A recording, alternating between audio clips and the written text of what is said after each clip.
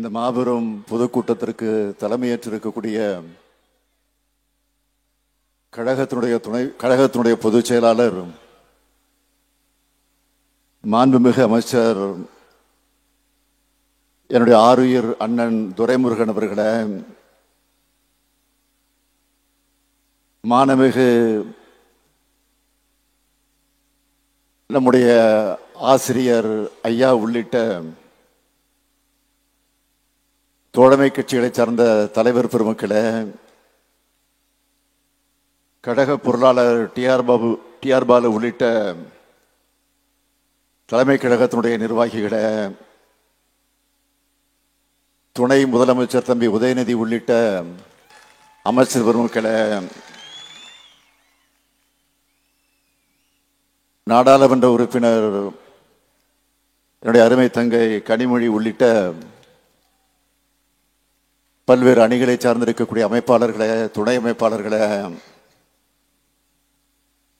அனைத்து தோழமை கட்சிகளை சார்ந்திருக்கக்கூடிய நிர்வாகிகளே, இந்த நிகழ்ச்சியினுடைய ஒருங்கிணைப்பாளராக இருந்து பல்வேறு வகைகளில்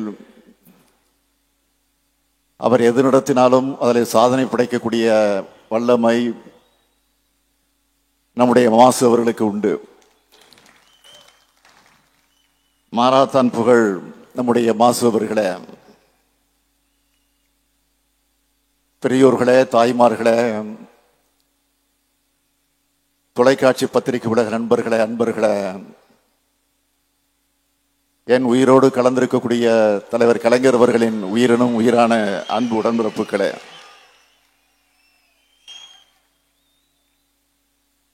எழுபத்தி 2வது பிறந்தநாள் கொண்டாடக்கூடிய நான் 75வது பவள விழா கொண்டாடின திராவிட முன்னேற்ற கழகத்தின் தலைவரா பணியாற்றி வர்றதுதான் எனக்கு கிடைச்ச மிகப்பெரிய பெருமை. கோடான கோடி உடன்பிறப்புகள், தமிழ்நாட்டு மக்கள்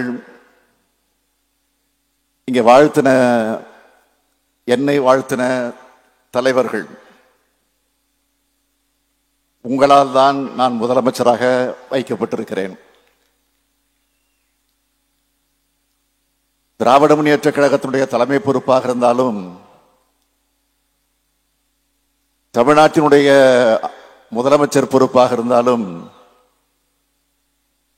ரெண்டுமே பேரறிஞர் அண்ணா இருந்த இடம். நம்முடைய தமிழக தலைவர் கலைஞர் அவர்கள் அமர்ந்த இடம். அந்த இடத்துல இந்த சாதாரண சாமானிய ஸ்டாலினையும் உட்கார வச்சு கழகத்தோட கோடான கோடி உடன்பிறப்புகள் தான் என்பது எனக்கு நன்றாக தெரியும். உங்களுடைய இல்லத்துக்கும் உள்ளத்துக்கும் என்னுடைய மனமார்ந்த நன்றியையும் வணக்கத்தையும் நான் தெரிவித்துக் கொள்ள விரும்புகிறேன். நான் ஏற்கனவே சொல்லியிருக்கிறேன், பலமுறை சொல்லியிருக்கிறேன், நான் நினைச்சு பார்க்காத இடம், நான் நினைச்சு பார்க்காத உயரம், இந்த இடத்துக்கு என்னை அழைச்சிட்டு வந்தவங்க உடன்பிறப்புகளான நீங்க தான். கோபாலபுரம் நான் பிறந்த இடமாக இருந்தாலும் தமிழ்நாடு முழுக்கத்தான் என்னை வளர்த்துச்சு.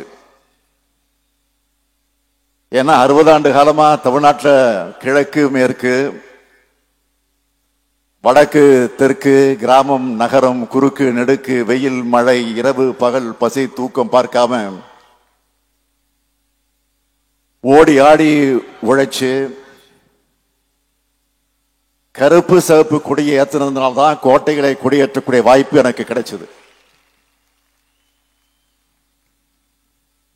ஓயாம உழைச்ச தலைவர் கலைஞருடைய வழித்தடத்துல நானும் ஓயாம உழைக்கிறேன். தலைவரான பிறகும் உழைக்கிறேன், முதல்வரான பிறகும் உழைக்கிறேன். அண்ணாவோட தம்பிக்கு கலைஞருடைய உடன்பிறப்புக்கு ஓய்வும் இல்லை சாய்வும் இல்லைங்கிறத எண்ணத்தோட நான் உழைக்கிறேன். அதனால இது போன்ற பிறந்தநாள் விழாக்கள் நெடுஞ்சாலை பயணத்தில் வரக்கூடிய ஸ்பீட் பிரேக் போல ஒரு நிமிட ஓய்வு, அவ்வளவுதான். இந்த இனிய விழாவை நான் மகிழத்தக்கக்கூடிய வகையில் ஏற்பாடு செஞ்சிருக்கக்கூடிய நம்முடைய மாரத்தான் அமைச்சர், சென்னை தெற்கு மாவட்டத்தினுடைய செயலாளர் மாண்புமிகு அமைச்சர் மா சுப்பிரமணியம் அவர்களுக்கும், அவருக்கு துணை நின்று பணியாற்றி இருக்கக்கூடிய நம்முடைய தெற்கு மாவட்ட கழகத்துடைய நிர்வாகிகள், செயல் வீரர்கள், கழக தோழர்கள் அத்தனை பேருக்கும் என்னுடைய வாழ்த்துக்கள், நன்றிகள். இந்த நிகழ்ச்சியில எனக்கு என்ன மகிழ்ச்சின்னா, இது பிறந்த நாள் வாழ்த்துக்காக மட்டும் இல்லாம நம்ம தோழமை கட்சி தலைவர்கள் எல்லோரும் ஒரே மேடையில இணைஞ்சு நம்முடைய மூத்த அமைச்சரும் கழக பொதுச் செயலாளருமான அருமை அண்ணன் துரைமுருகன் தலைமையில் தமிழ்நாட்டுக்கான உரிமை குரலை எழுப்ப வாய்ப்பு அமைந்திருக்கிறது. அதுதான் என்னுடைய மகிழ்ச்சிக்கு காரணம்.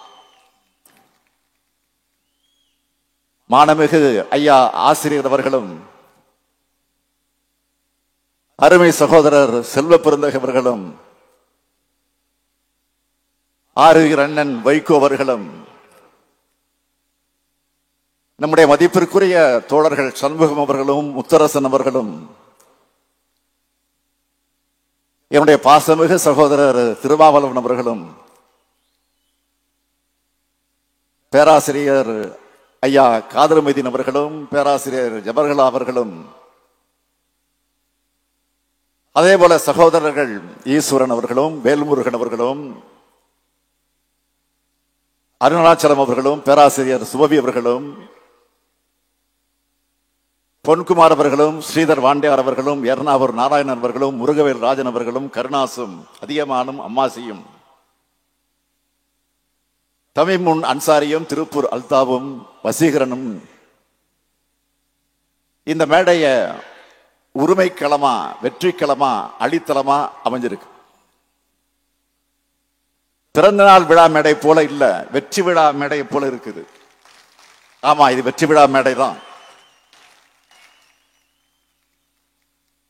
2019 இருந்து கொள்கை கூட்டணி அமைச்சு வெற்றி பெற்று வரும் நாம 2026 அடைய போகக்கூடிய வெற்றிக்கு தொடக்க விழா மேடை இது.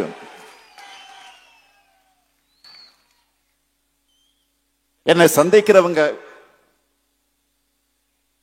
உங்க வெற்றிக்கு என்ன அடிப்படைன்னு கேட்டா, எங்களுடைய தோழமை உணர்வுதான் எல்லா இடத்திலையும் மறக்காம நான் பதிவு செய்கிறவன். நான் ஏன் தமிழ்நாடு சட்டமன்றத்தில் கூட பதிவு செஞ்சிருக்கிறேன். ஊடக நண்பர்களுக்கும் எதிர்கட்சியினருக்கும் நான் சொல்லிக்கொள்ள விரும்புவது, கருத்தியல் கூட்டணி அமைச்சிருக்கக்கூடிய எங்களுக்குள்ள கருத்து மாறுதல் வரும்,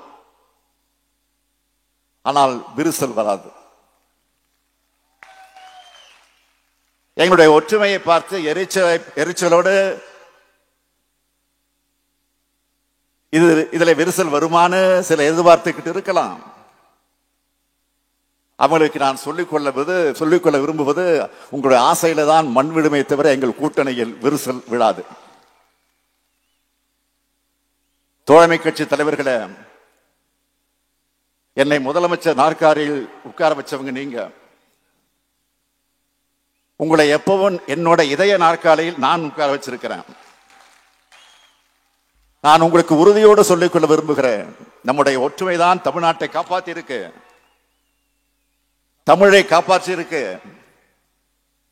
சமூக நீதியை காப்பாற்றி இருக்கு, சகோதரத்துவத்தை காப்பாற்றி இருக்கு, ஒற்றுமையை காப்பாற்றி இருக்கு, ஏன் ஒட்டுமொத்த இந்தியாவையே காப்பாற்றி இருக்கு.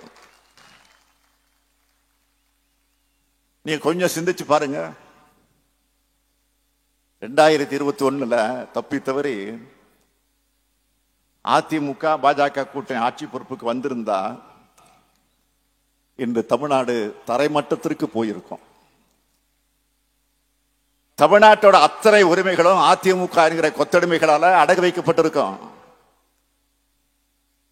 அதிமுகவை மிரட்டி பணிய வச்சு அவங்க கட்சியையும் தமிழ்நாட்டையும் கபலீகரம் செஞ்சிருக்கக்கூடிய வகையில் நடந்திருக்கும் பாஜக. இந்த கொடிய சக்திகள்ட்ட இருந்து தமிழ்நாட்டை மீட்க கூட்டணி, நம்ம மதச்சார்பற்ற முற்போக்கு கூட்டணி. இன்றைக்கு இந்தியாவுக்கு வழிகாட்டுகிற கூட்டணியும் நம்ம கூட்டணி தான். தமிழ்நாட்டை மற்ற மாநில மக்கள் எல்லாம் வியந்து பார்க்கிற வகையில திராவிட மாடல் ஆட்சியை சிறப்பா நடத்திக்கிட்டு வரோம். இத ஒன்றிய அரசு பாஜகவால் தாங்கிக் கொள்ள முடியல. நம்ம மாநிலத்துக்கான எந்த நன்மையும் செய்யறது கிடையாது. அப்ப என்ன செய்யறாங்க, என்ன திட்டமிடுறாங்க, எப்படியெல்லாம் தமிழ்நாட்டை வஞ்சிக்கலாம்னு பார்த்து பார்த்து செய்யறாங்க. நீட் தேர்வை திணிச்சாங்க. புயல் வெள்ளம்னு பேரிட்டு வந்தா நிதி கொடுக்கறது இல்ல.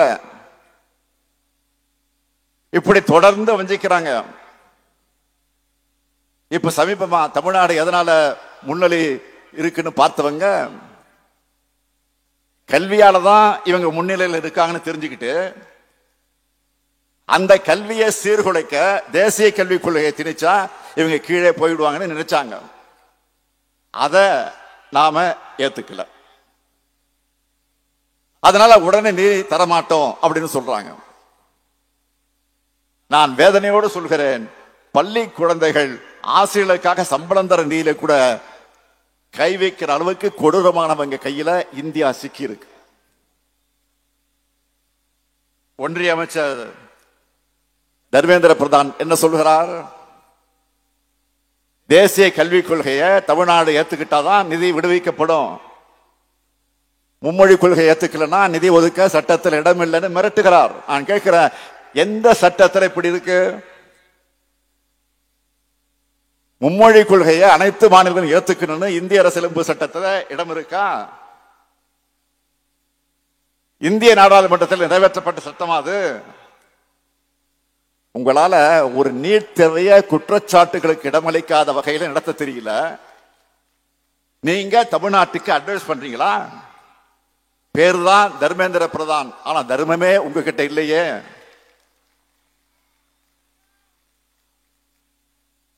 நம்ம குழந்தைகளுடைய கல்வி கனவை சிதைக்கிற காரியத்தை தர்மேந்திர பிரதான் செய்ய, அதை கண்டிக்காம தடுத்து நிறுத்தாம மாண்புமிகு பிரதமர் மோடி வேடிக்கை பார்க்கிறார். இதுதான் பிரதமருக்கு அழகா? மாண்புமிகு பிரதமர் அவர்களே, இந்திய எங்க மேல திணிக்காதீங்க. எங்களுக்கு தாய்மொழியான தமிழும் உலகத்தோட தொடர்பு கொள்ள ஆங்கிலமும் போதும். தேவைப்பட்டா இந்தி என்ன கிரேக்கம் லத்தீன் மொழிகளை கூட அறிவியல் தொழில்நுட்பம் மூலமாக கத்துக்க போறோம். இன்றைக்கு தமிழ்நாடு இப்படி வளர்ந்திருக்க காரணம் நாம தேர்ந்தெடுத்த இருமொழி கொள்கை பாதை. இந்த செய்திகள் எல்லாம் எடுத்து சொல்லி நான் முரசொலியில ஒரு கட்டுரை எழுதினேன். அதை நான் ட்வீட் போட்டா எனக்கு பதில்கள் எல்லாம் எப்படி வருது? வடமாநிலத்தை சார்ந்த பலரும் நம்மோட நியாயத்தை புரிஞ்சு அதுக்காக நமக்கு ஆதரவு அடிப்படையில் அந்த கருத்தை போட்டிருக்கிறாங்க, ஆதரவோடு பேசுறாங்க. பிரீத்தி என்பவருடைய ட்வீட் என்ன தெரியுமா? தமிழ்நாடு முதலமைச்சர் சொல்றது சரிதான், இந்தி மொழியால என்னுடைய மைத்திரி மொழி காணாம போயிட்டு இருக்கு அப்படின்னு எழுதியிருக்கிறார். அவேன் என்பவர் என்னோட தாய்மொழி மகதி. நான் ஸ்டாலினோட கருத்துக்களோட ஒத்து போறேன். எங்களுடைய இளைய தலைமுறையால மகதி மொழியை பேசவோ புரிஞ்சிக்கவோ முடியல, இந்தி திணிப்பை தடுங்கன்னு எழுதியிருக்கிறார். இப்படி ஏராளமான பேர் இந்தி மொழியை திணிப்பால தங்களுடைய தாய்மொழிகள் எப்படி பாதிக்கப்பட்டிருக்குன்னு எழுதியிருக்காங்க. இப்படி எல்லாத்துக்கும் முன்னோடியாகவும் எல்லாருக்கும் வழிகாட்டியாகவும் இருக்கிறது தான் நம்முடைய தமிழ்நாடு. எங்களை என்ன மிரட்டினாலும் உங்களால இந்தி மொழியை திணிக்க முடியாது. மிரட்டினா அஞ்சு நடுங்கி கூழக்கு மொழி போடுறதுக்கு அதிமுக நினைச்சீங்களா? இது திமுக. மிரட்டுனா அடங்கி போறவங்க இல்ல, அடக்க நினைக்கிறவங்கள அடங்கி போக வைக்கிறவங்க நாங்க.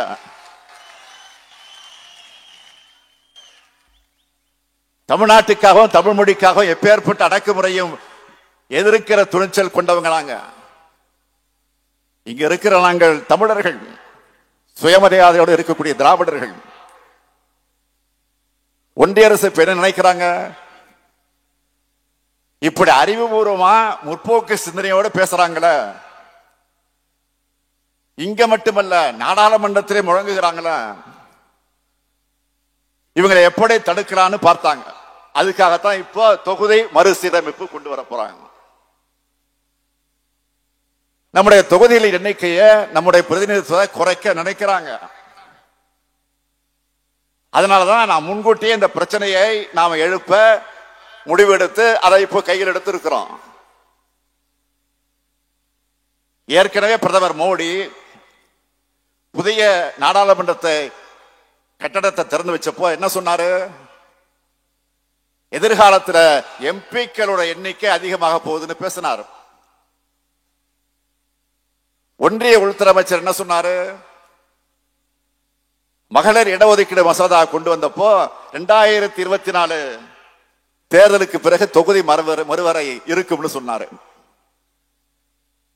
நாம இப்ப கேள்வி எழுப்பின பிறகு இப்ப என்ன சொல்றாங்க? 19 தமிழ்நாட்டுக்கு தொகுதிகள் குறையாதுன்னு சொல்றாங்க. மற்ற மாநிலங்களுக்கு அதிகரிப்பாங்களா அதிகரிப்பாங்களா இல்லையா தெரியாது. நாங்க கேட்கிற கேள்வி, நாட்டோட வளர்ச்சிக்காக மக்கள் தொகை கட்டுப்படுத்தின மாநிலங்கள் ஏன் பாதிக்கப்படணும்? மற்ற மாநிலங்களுக்கு மக்கள் தொகை அடிப்படையில் அதிகரிக்காதுன்னு ஏன் சொல்ல மாட்டேங்கிறீங்க? முன்னாள் பிரதமர் நேரு அவர்களும் திரு வாஜ்பாய் அவர்களும் உறுதி கொடுத்த மாதிரி பிரதமர் மோடி அவர்கள் ஏன் உறுதி கொடுக்க மாட்டேங்கிறார்? மாண்புமிகு பிரதமர் அவர்களே, எங்களுக்கு எழுத்துப்பூர்வமா உறுதி கொடுங்க. இப்ப இருக்கிற மக்கள் தொகை அடிப்படையில் தொகுதி மறுசீரமைப்பு மேற்கொள்ளப்படாது. 1971 மக்கள் தொகை அடிப்படையில் தமிழ்நாட்டுக்குரிய பிரதிநிதித்துவம் கிடைக்கும். தமிழ்நாட்டுக்கு எந்த பாதிப்பும் ஏற்படாதுன்னு உறுதி கொடுங்க. இன்னைக்கு தமிழ்நாடு எழுப்பியிருக்கக்கூடிய இந்த உரிமை குரலை தெலுங்கானா, கர்நாடகா எதிரொலிச்சிட்டு இருக்காங்க. அவங்களுக்கு என்னுடைய நன்றி. மற்ற மாநிலங்களும் நியாயத்துக்காக உரிமைக்காக குரல் கொடுக்கணும்னு நான் கேட்டுக்கிறேன். இந்த கூட்டத்தின் வாயிலாக இன்னைக்கு நாம விழிப்போடு இருந்து நம்மளோட உரிமைகளை பாதுகாக்கலன்னா எதிர்காலத்துல இனி ஒருபோதும் தமிழர்களுடைய கையில அதிகாரம் வராது. தமிழர்களுடைய சொல்லுக்கு மரியாதையே இருக்காது. அதனாலதான் காலையில நான் வீடியோவில் வெளியிட்ட ஒரு செய்தியை பார்த்திருப்பீங்க. வீடியோவாக வெளியிட்ட செய்தியை உடன்பிறப்புகள் எல்லாம் இந்த செய்தியை எல்லாருக்கும் எடுத்துக்கிட்டு போகணும்னு கேட்டிருக்கிறேன். இங்க கூட்டணி கட்சியினர் எல்லாரும் வந்திருக்கீங்க. நீங்க இது சம்பந்தமா தொடர்ந்து கூட்டம் போட்டு பேசி இது பற்றிய விழிப்புணர்வை கடைகோடை மனிதருக்கு கொண்டு சேர்க்கணும். மார்ச் 5 அனைத்து கட்சி கூட்டத்திற்கு நான் அழைப்பு விடுத்திருக்கிறேன். அதுல கட்சி பாகுபாடு இல்லாம எல்லாரும் கலந்துக்கணும். பிரதான எதிர்கட்சி அதிமுக கலந்து கொள்ளும் என்ற செய்தி வந்திருக்கு, மகிழ்ச்சி. சில கலந்துக்க மாட்டோம்னு சொல்லி இருக்கிறாங்க. நான் அவங்களுக்கு சொல்லிக்கொள்ள விரும்புவது, இன்னைக்கு பாஜகவை மகிழ்விக்க நீங்க பண்ற அரசியல் சூழல்ல தமிழ்நாட்டுக்கு தீங்குதான் ஏற்படும். பாஜகவை நம்பி போனவங்க அவங்களுடைய தேவை தீர்ந்த உடனே மற்ற மாநிலங்கள் என்ன ஆனாங்களும் நீங்களே சிந்திச்சு பாருங்க.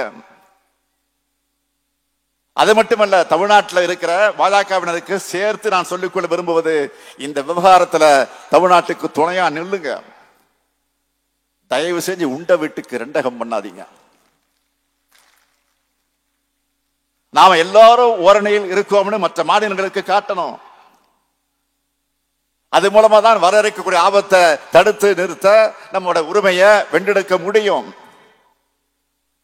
வென்றெடுத்தால் தான் எதிர்காலத்தை பாதுகாக்க முடியும்.